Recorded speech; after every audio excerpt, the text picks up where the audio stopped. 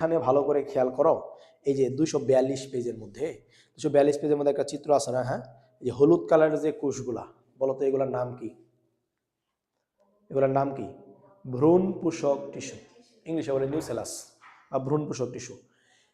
এই কোষগুলার মধ্যে বা এই টিস্যুগুলার মধ্যে, শোনো টিস্যু মানে কি অনেকগুলো কোষ আছে এর মধ্যে, তাহলে এই যে ভ্রূণ পোষক টিস্যু এর মধ্যে এক ধরনের কোষ আছে, ওইটাকে আমরা বলি স্ত্রী রেণু মাতৃকোষ। তুমি বুঝছো? তাহলে ওই নিউসেলাস যে টিস্যু বা ভ্রূণপোষক টিস্যু, ওই টিস্যুর মধ্যে ডিম্বক রন্ধ্রের কাছাকাছি দেখো ডিম্বকে প্রবেশের একটা রন্ধ্র আছে, যে রন্ধ্র পথে এই নালিকা ডিম্বকে প্রবেশ করবে ওটাকে বলা হয় ডিম্বক রন্ধ্র। সো ওই রন্ধ্রের কাছাকাছি একটা কোষ আছে যেটা আকারে সামান্য বড় হয়। বড় হইলো মানে কি, তার প্রোটোপ্লাজম একটু ঘন হইলো এবং নিউক্লিয়াসটা তুলনামূলক কি হইলো, একটু বড় হইলো। এই কোষটা কোন কোষ? এই কোষটা হলো স্ত্রী রেণু মাতৃকোষ। কি বলছি? স্ত্রী রেণু। তাহলে আমরা ঘটনা শুরু করব কোন কোষ থেকে? স্ত্রী রেণু মাতৃকোষ থেকে আমরা ঘটনা শুরু করব। কথা তুমি বুঝতে পারছো? ওকে, তাহলে স্ত্রী রেণু মাতৃকোষ বলো, এন না টু এন? বলো, স্ত্রী রেণু মাতৃকোষ টু এন হবে। ওকে, এটা আমরা টু এন। তাহলে দেখুন এটা আমাদের কাছে আছে হলো টু এন। তাহলে আমি ধরলাম যে দেখো চিত্র তোমার বইয়ের মধ্যে তুমি একটু খেয়াল করো, আমি জাস্ট বোঝানোর জন্য বলতেছি যে ধরো এটা হলো আমাদের স্ত্রী রেণু মাতৃকোষ। আমরা নর্মালি ধরলাম যে এটা হলো আমাদের স্ত্রী রেণু মাতৃকোষ। ওকে, তার মানে দিস ইজ টু এন। ওকে, এখন তাহলে এইটা থেকে আমরা দেখো এটা থেকে আমরা বানাবো হলো স্ত্রী রেণুকোষ, জাস্ট মাতৃ শব্দটা বাদ পড়বে আগেরটার মতো, তাই না? তাহলে দেখো দেখো এটাকে আমরা কেন মাতৃ বলতেছি, কারণ এটা থেকে তৈরি। তাহলে এর থেকে যেটা তৈরি হবে ওটাকে আমরা অপত্য বলতে পারবো, মাতৃ বলতে পারবো না। তাহলে স্ত্রী রেণু মাতৃকোষ থেকে এখন আমি যেটা পাবো যেরকম হয় যে এই যে একটা এই যে একটা এই যে একটা চারটা, এগুলোকে আমরা বলি স্ত্রী রেণু কোষ। বলতো এখানে সেল ডিভিশন কি? মিওসিস। কারণ মিওসিস হলো, এখন মিওসিস যদি হয় তাহলে বলতো টু এন থেকে এগুলো এখন সব কি হয়ে গেল? এন হয়ে গেল। কথা তুমি বুঝতে পারছো? ওকে, তাইলে আমার ঘটনা আমি ওই ডিম্বকের নিউসেলাস মানে ডিম্বক রন্ধ্রের কাছাকাছি যে ভ্রূণ পোষক টিস্যু, দেখো ভ্রূণ পোষক মানে কি, যে ভ্রূণকে পেলে পুষে বড় করে, মানে এই ভ্রূণ পোষক টিস্যুগুলা করে কি, ভ্রূণকে পুষ্টি দেয়। ভ্রূণকে কি দেয়? পুষ্টি দিয়ে ওটাকে পুষে পুষে বড় করে। সো এই জন্য তাকে বলে ভ্রূণ পোষক টিস্যু। ওই টিস্যুর মধ্যে একটা কোষ আকারে বড়, তার নাম হলো স্ত্রী রেণু মাতৃকোষ। এইটা হলো টু এন। এই স্ত্রী রেণু মাতৃকোষের মধ্যে আমরা যখন মিওসিস সেল ডিভিশন, তোমার বইয়ের মধ্যে এটা বলছে বিউজন বিভাজন। বিউজন মানে কি, মানে কমার ব্যাপারটা। তার মানে এখানে কমার ব্যাপারটা যেমন কি যে টু এন থেকে এন হলো না, এটাকেই তারা বলতেছে বিউজন। বইয়ের মধ্যে বিউজন বলছে। আলটিমেটলি সেল ডিভিশন কি? মিওসিস বা হ্রাসমূলক বিভাজন আমরা করলাম। করলে স্ত্রী রেণু মাতৃকোষ থেকে আমরা পাইলাম কি? কি পেলাম আমরা? স্ত্রী রেণুকোষ। কয়টা পাইলাম? চারটা। কেন? সেল ডিভিশন কি? মিওসিস। মিওসিস করলে একটা থেকে কয়টা পাওয়া যায়? চারটা। এখন দেখো তাহলে আমরা পরপর সিরিয়ালি চারটা দিছি না? ওকে, সবচেয়ে নিচেরটা টিকে যাবে, উপরের এই তিনটা এগুলা নষ্ট হয়ে যাবে।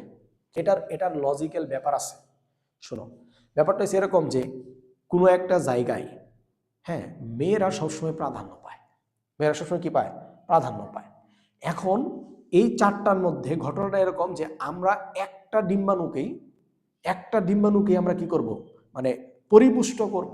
এখন কথা হলো কেন, তুমি খেয়াল করো যে শুক্রাণু এসে ডিম্বাণুর সাথে মিলে, বাট এরপরের সকল ঘটনা শুক্রাণুর মধ্যে হয় না, ডিম্বাণুর মধ্যে হয়।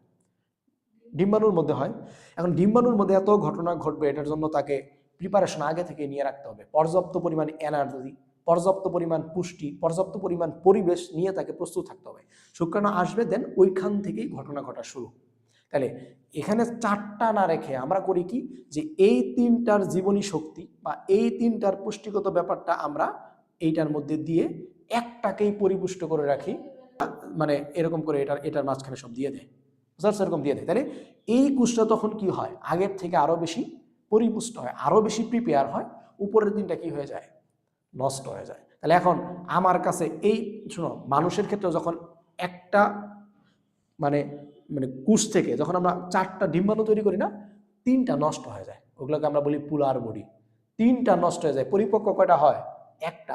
এইখানেও সেম ঘটনা, কয়টা ডিম্বাণু পরিপক্ক হবে?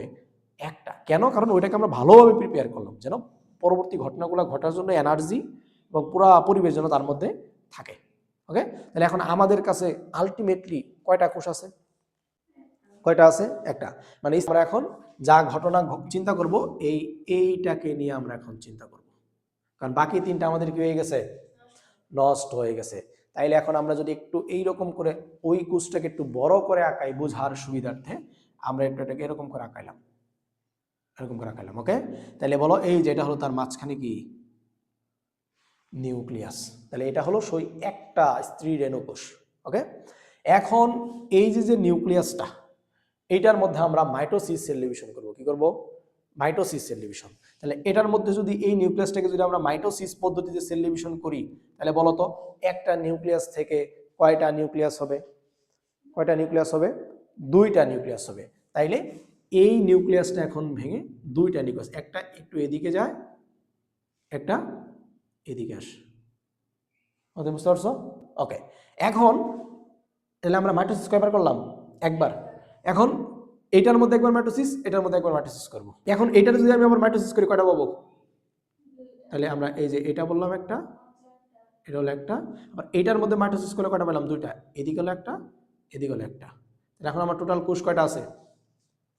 4টা। এখন প্রতিটার মধ্যে আমি আরেকবার করে মাইটোসিস করব। তাইলে এখানে 2টা থেকে কয়টা হবে? কয়টা হবে? এই যে এরকম 1টা 2টা 3টা 4টা হইলো। এখানেও 2টা আছে, আমি আরো 2টা দিয়ে দিলাম, এরকম 4টা হলো। তাহলে তুমি এখন আমার বলো তো এখানে তাহলে টোটাল এখন কয়টা হলো? টোটাল কয়টা হলো? 8টা। টোটাল কয়টা? 8টা কোষ হয়ে গেল। কতদিন বুঝতে পারছো? ওকে, এখন তুমি দেখো যে তাহলে আমরা 2 মেরুতে, তাহলে এটাকে আমরা বলতেছি একটা মেরু, এটাকে আমরা বলতেছি একটা মেরু। তাহলে 2 মেরুতে, প্রত্যেক মেরুতে 4টা 4টা করে এখন আমাদের এখানে কোষ কয়টা আছে? 8টা আছে। কতদিন বুঝতে পারছো? ওকে, এখন এই 8টা থেকে দেখো, 8টা থেকে 3টা এই মেরুতে থেকে যাবে, 3টা ওই মেরুতে থেকে যাবে। তার মানে এইখান থেকে একটা, ওইখান থেকে একটা এসে মাঝখানে আসবে। বুঝতে পারছো? ওকে, তাহলে আমরা খেয়াল করি যে তাহলে এটার পরে চিত্র যদি আমি ধরলাম যে এরকম একটা চিত্র ধরলাম, এরকম একটা চিত্র, তাহলে আমরা এখন এখানে বলতেছি কি যে আমাদের এইদিকে এখন এদিকে আছে কয়টা? একটা, এই যে একটা, এই যে একটা, তাই না? আবার এদিকে কি? এই যে একটা, এই যে একটা, এই যে একটা, তাই না? তাহলে এখান থেকে একটা মাঝখানে আসলো, এখান থেকে একটা মাঝখানে আসলো, তাহলে এই যে এই যে, বুঝতে পারছো?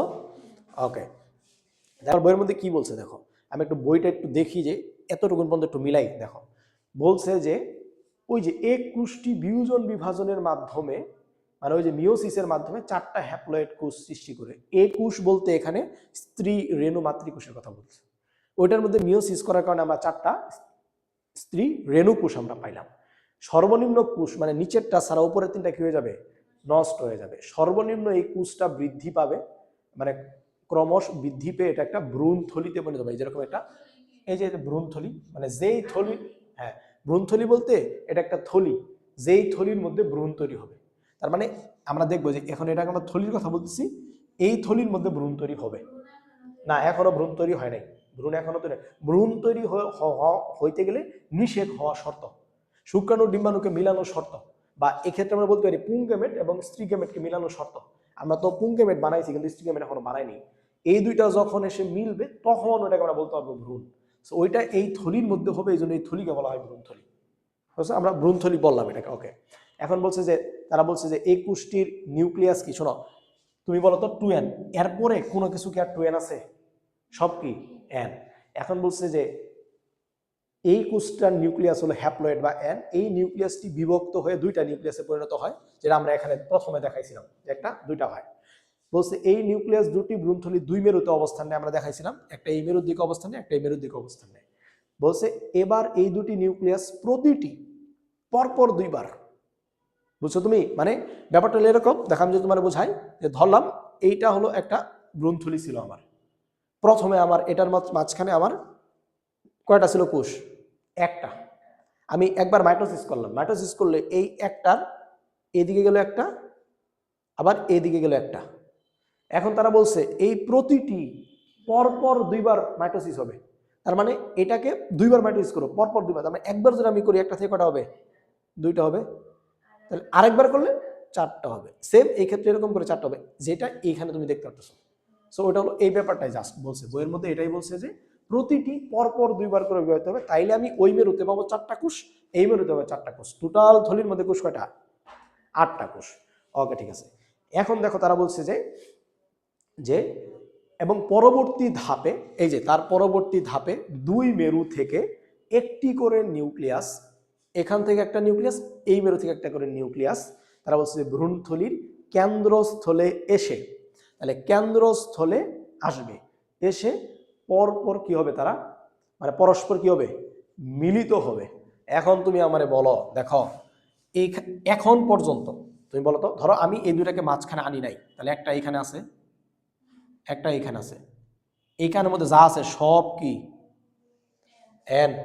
এখন আমি করলাম কি, এই মেরু থেকে একটাকে এখানে আনলাম, এই মেরু থেকে একটাকে এখানে নিলাম, সো এইটা দুইটাকে আমি মিলাইলাম, তাহলে এখানে ঘটনা ঘটলো কি, হ্যাঁ মিলিত হইলো। মিলিত হইলো বলো তো এখন কি হইলো, এইখান থেকে আসলো এন, এইখান থেকে আসলো এন, তাহলে এইখানে যেটা তৈরি হলো দিস ইজ 2n।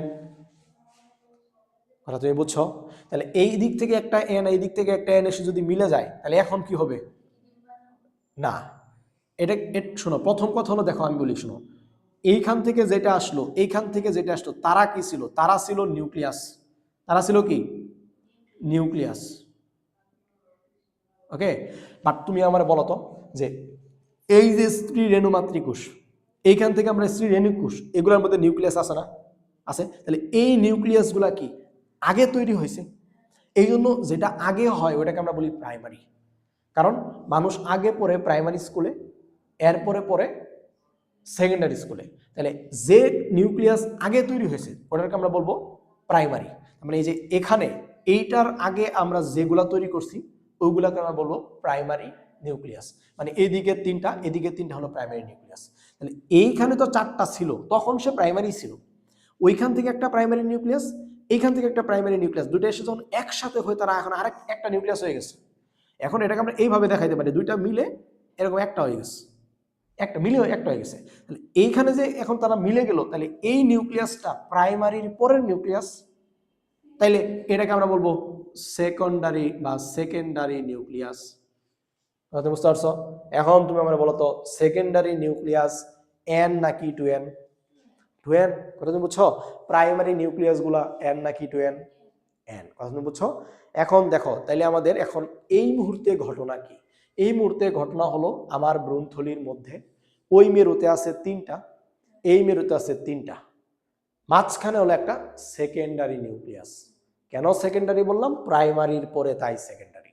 হ্যাঁ, কেন 2n? কারণ ওই পাশ থেকে একটা এন, এই পাশ থেকে একটা এন এসে মিলছে, দুইটা মিলে যেহেতু গেছে, মিলিত যেহেতু হয়েছে, দ্যাটস আমরা n plus n, that means এটাকে আমরা বলছি যে 2n ডিপ্লয়েড। ওকে, ঠিক আছে। আচ্ছা, সেকেন্ডারিকে বাংলা ভাষায় বলে গৌণ, হ্যাঁ, আর প্রাইমারি বলে মুখ্য। সো এটাকে আমরা গৌণ নিউক্লিয়াসও বলতে পারি, কোনো সমস্যা নেই। এখন বলছে দুই মেরুর নিউক্লিয়াস গুলো সামান্য সাইটোপ্লাজম সহকারে কোষের সৃষ্টি করে। এখন হয়েছে কি যে এই যে এটা কি শুধু নিউক্লিয়াস, তাহলে এর চারপাশে আমাদের একটা সাইটোপ্লাজম, তার মানে এইটা হলো একটা কোষ হয়ে গেল। ধরো এই যেগুলো হলো সাইটোপ্লাজম, এগুলাকে আমরা আলটিমেটলি কি বানাইতেছি? কোষ। একটু সাইটোপ্লাজম দিয়ে এগুলোকে আমরা কোষ বানাইলাম, তাহলে এইদিকে আমরা আরেকটা পাবো এরকম। মানে এই যে এর মাঝখানে তো সাইটোপ্লাজম আছে, ওগুলা থেকে নিয়ে নিয়ে আমি আলাদা আলাদা কোষ বানাইলাম। কারণ দেখো, এইটা একটা স্ত্রী রেণুমাত্র, তাহলে এগুলা কি? এগুলাই তো সাইটোপ্লাজম ছিল, তাহলে এগুলার মাঝখানে এরকম সাইটোপ্লাজম ছিল, এটা বড় করছে, তার মানে এগুলোর মাঝখানে সাইটোপ্লাজম ছিল। সো ওখান থেকে নিয়ে আমি কোষ বানাইলাম। ওকে, তাহলে এইখানেও কি সেম ঘটনা হবে? তাহলে এটা হলো একটা, এটা হলো একটা, এটা হলো একটা। কথা বুঝতে পারছো? ওকে, তাহলে এখন প্রতি মেরুতে কয়টা করে কোষ হইলো? 3টা করে কোষ। তাহলে বলছে এখন ডিম্বক রন্ধ্রর কথা যদি আমরা চিন্তা করি, তাইলে দেখো যে এই যে এইদিকে একটা রন্ধ্র আছে, হ্যাঁ, রন্ধ্র থাকে, সো ওইটাকে আমরা বলি ডিম্বক রন্ধ্র। এখন এই ডিম্বক রন্ধ্রের দিকে আছে কোষ 3টা, আবার তার উল্টা মেরুতে আছে কয়টা? 3টা। এখন ডিম্বক রন্ধ্রের দিকের যে তিনটা কোষ, এই তিনটা কোষকে একত্রে বলে ডিম্বাণু যন্ত্র। কি বলে? ডিম্বাণু যন্ত্র, ইংলিশে বলে এগ অ্যাপারেটাস। মানে এই তিনটা, এই ডিম্বাণু যন্ত্রের মধ্যে তুমি খেয়াল করো, ডিম্বাণু যন্ত্রের মধ্যে মাঝখানেরটা যেটা বড় ওটার নাম হলো ডিম্বাণু। ওর নাম কি? ডিম্বাণু। বাকি দুইটা ডিম্বাণুকে সহযোগিতা করে। ডিম্বাণুকে আলটিমেটলি সহযোগিতা করে ব্যাপারটা এমন না, এই যে এই পরাগ নালীকে বা পুং গ্যামেটকে ডিম্বাণু পর্যন্ত আসতে সহযোগিতা করে। এই জন্য পাশের দুইটাকে আমরা বলি তারা হলো সহকারী কোষ। কথা তুমি খেয়াল বুঝতে পারছো? আমি তোমার নর্মালি বলি যে তুমি মনে রাখবা এরকম যে যখন এরকম একটা ভ্রূণথলি আমি পাইলাম, এখনো ভ্রূণ যদি আমি পাই নাই, ভ্রূণ হওয়ার দিকে আমি যাচ্ছি, নিষেধ করলে দেন ভ্রূণ হবে। এখন এই থলির মধ্যে এই মেরুর দিকে থাকে কয়টা কোষ? তিনটা। এদিকে কয়টা? তিনটা। আর এইখান থেকে একটা, ওইখান থেকে একটা এসে তো আমার সেকেন্ডারি নিউক্লিয়াস হয়ে গেছে। ওকে, এখন এই দিকের যেদিকে আমার ডিম্বাণু রন্ধ্র থাকে, এই ডিম্বাণু, তাহলে এই রন্ধ্রকে আমি বলতেছি কি, আমি একটু নামগুলো লিখি তোমার বুঝতে সুবিধা হবে। এগুলোকে আমরা বলতেছি ডিম্বাণু রন্ধ্র। তাহলে ডিম্বাণু রন্ধ্রের দিকের তিনটা কোষ, ডিম্বাণু রন্ধ্রের দিকের তিনটা কোষকে একত্রে, মানে এইগুলাকে একত্রে বলা হয় ডিম্বাণু যন্ত্র, বা এটাকে আমরা বলি এগ অ্যাপারেটাস। বুঝতে পারছো? Egg apparatus. এখন এই এগ অ্যাপারেটাসের মধ্যে কয়টা কোষ আছে তুমি আমার বলো তো? কয়টা কোষ আছে? তিনটা।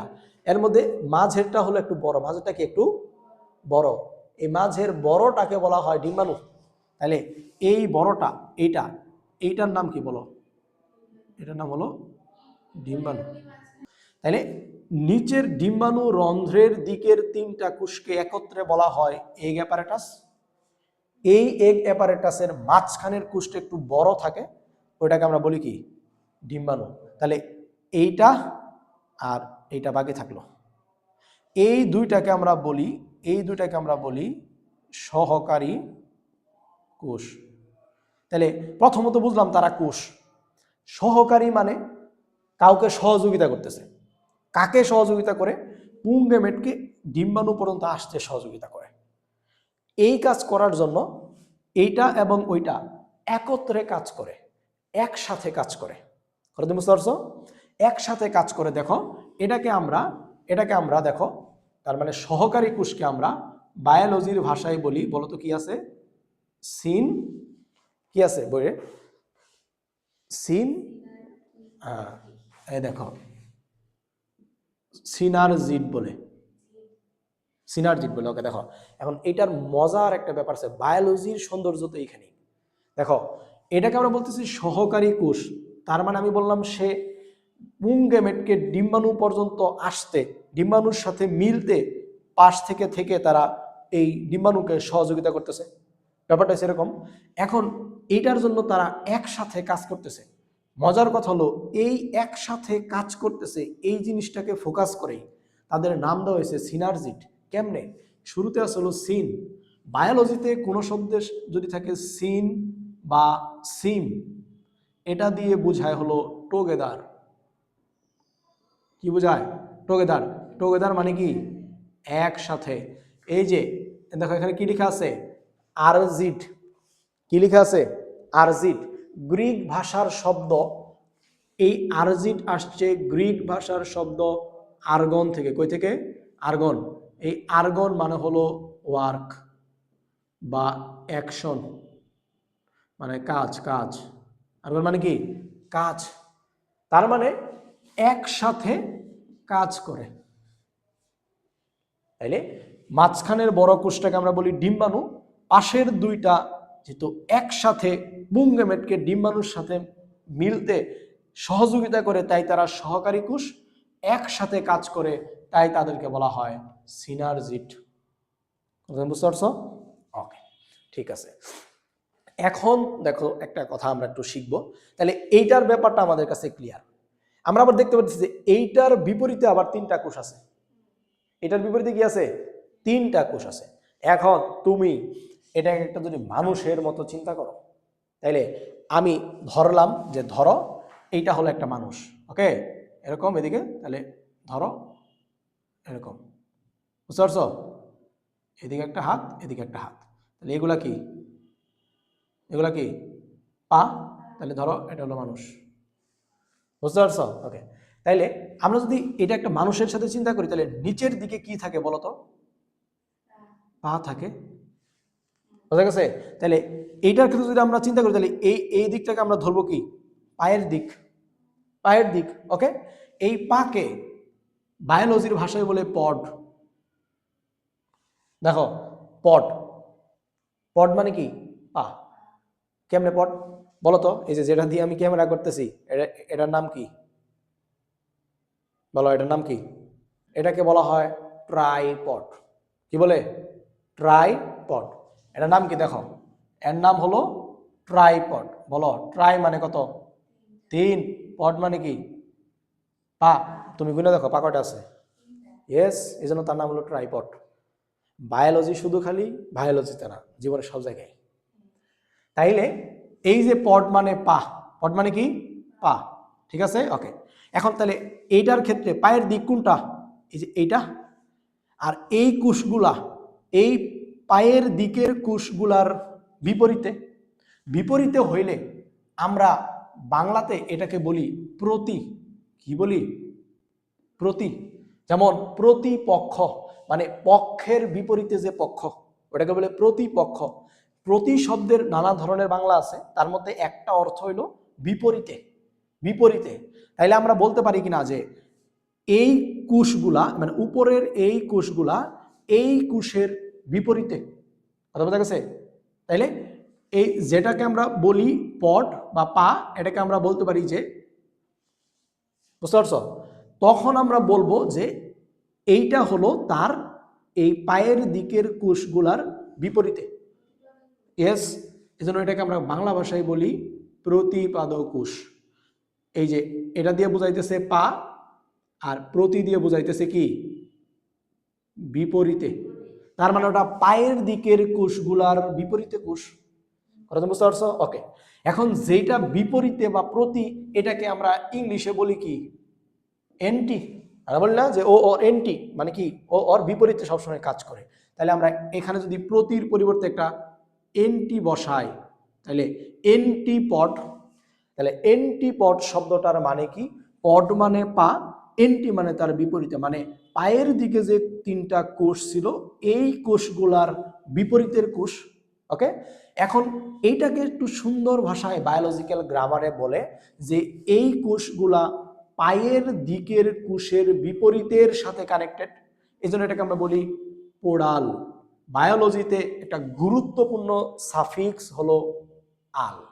আল, মানে কোন শব্দের শেষে যদি থাকে আল, তার মানে বোঝায় হলো রিলেটেড টু। কি বোঝায়? Related to. তাহলে এখন যদি আমরা একটু এটা তর্জমা করি, দেখো আল মানে কি? Related to. তার মানে আমরা যখন বলতেছি যে এন্টিপোডাল সেল, তার মানে এই কোষগুলা রিলেটেড টু এন্টিপড, তার মানে পায়ের দিকের কোষগুলার বিপরীতের কোষ, মানে এই কোষগুলো পায়ের দিকের কোষের বিপরীতের সাথে রিলেটেড। দ্যাটস ওয়াই এই কোষগুলাকে আমরা বলি এন্টিপোডাল সেল। বাংলা ভাষায় আমরা বলি প্রতিপাদ কোষ। 3টা একসাথে থাকে না, একসাথে, কারণ 3টাই তো এটার বিপরীতে। তুমি বুঝতে পারছো? এই জন্য আমরা এটাকে 3টাকে একসাথে বলি বলেই দেখবো এটাকে আমরা সেল না বলে সেলস বলি আর কি, মানে কারণ এই সবগুলা কোষই তো এটার বিপরীতে। কথা তুমি বুঝতে পারছো? ওকে, এইটা এভাবেই ভ্রূণথলির গঠন প্রক্রিয়াটা আলটিমেটলি শেষ হয়। আমরা কিন্তু ভ্রূণ, দেখো আমরা কিন্তু ভ্রূণ গঠন করি নাই, আমরা এখন পর্যন্ত শুধুমাত্র কি করছি? থলি গঠন করছি। ভ্রূণ গঠন হয়েছে না। এখন যখন এইখানকার পুং গ্যামেট এসে এখানকার স্ত্রী গ্যামেট, বা এখানে ডিম্বাণু, স্ত্রী গ্যামেট বলতে কি? ডিম্বাণু, ডিম্বাণুর সাথে যখন মিলবে তখন হবে নিষেক। নিষেকের পরবর্তীতেই ওইটাকে যখন বিভাজিত হইতে থাকবে ওটাকে আমরা বলবো ভ্রূণ। সো ভ্রূণ আমরা নিষেকের পরে পাবো, বাট নিষেকের ঘটাইলে দেন আমরা ভ্রূণ পাবো।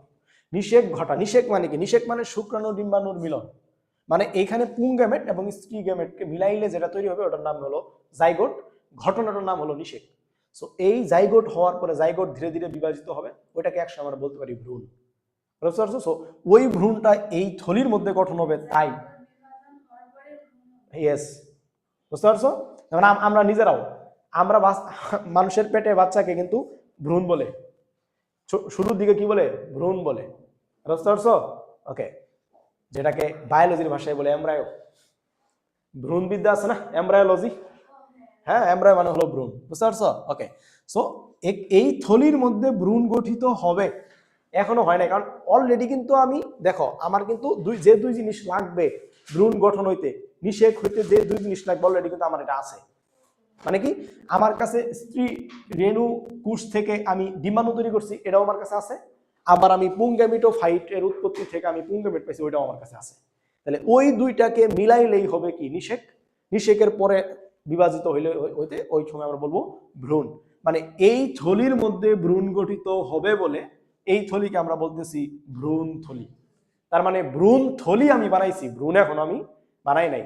এজন্য বলছে যে এভাবেই ভ্রূণ থলির গঠন প্রক্রিয়া শেষ হয়, মানে থলির গঠন প্রক্রিয়া শেষ, আমি ভ্রূণ তখনই পাবো যখন আমার নিষেক হবে।